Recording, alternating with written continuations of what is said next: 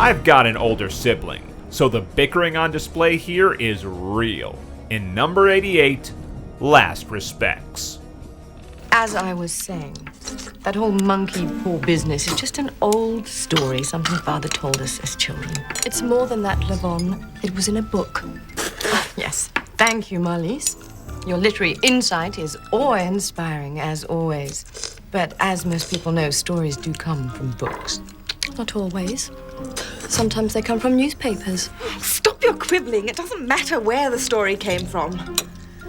What matters is that the story is true. All right. What if?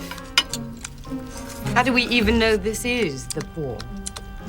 Marlies, did you check with the people you purchased it from? I told you. It was an estate sale. The couple was deceased. Beware the paw. It's cursed. It's pretty fucking cool that they coaxed director Freddie Francis out to helm this Monkey's Paw episode.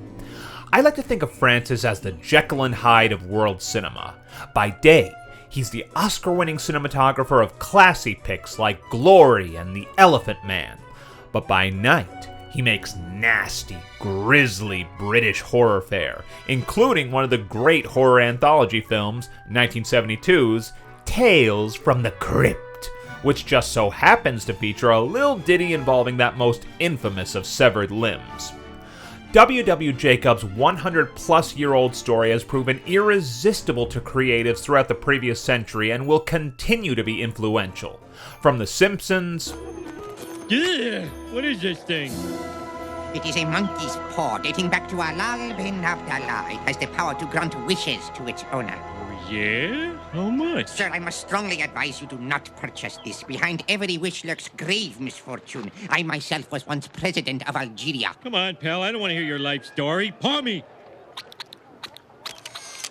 Ew, Homer, where did you get that ugly thing? Oh, you at that little shop right over there. On your way, it was over there. You'll be sorry. Are You Afraid of the Dark? To Bob Clark's Death Dream, this story's got legs. Paws. The reason Jacob's stories remain so popular is not only the brilliant conceit, but also the challenge which it presents, since it's only a short story, and most adapters either have to conjure up swaths of additional material to fill a feature runtime, or, as is often the case, a television show needs to dream up a variation on an already saturated market of monkey's paw precedents. Here, we get a trio of belligerent, antagonistic sisters played by Carrie, Shallowgrave Fox, Emma, the shrimp on the Barbie Sams, and Julie Cox, who was in The Neverending Story 3, and that's something. They run a curio shop and happen upon the legendary wish-giving appendage. As you'd expect, terrible things happen, and it's all done with a goony, cheeky irreverence that's cute but far from scary or even very thrilling. There's a meta strain running throughout as the three know the story and figure they can outsmart the simian wish machine, but petty jealousies and sibling rivalry upend any hope these ladies have of reaping the financial benefits of such a malevolent Faustian temptation.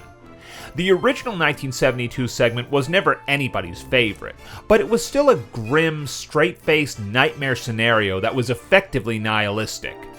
This one's practically kid-friendly were it not for a bit of lo-fi gore. It's harmless, and that's what's so disappointing. Tune in next time, horror hounds, for the Hex installment in my Tales from the Crypt rankings.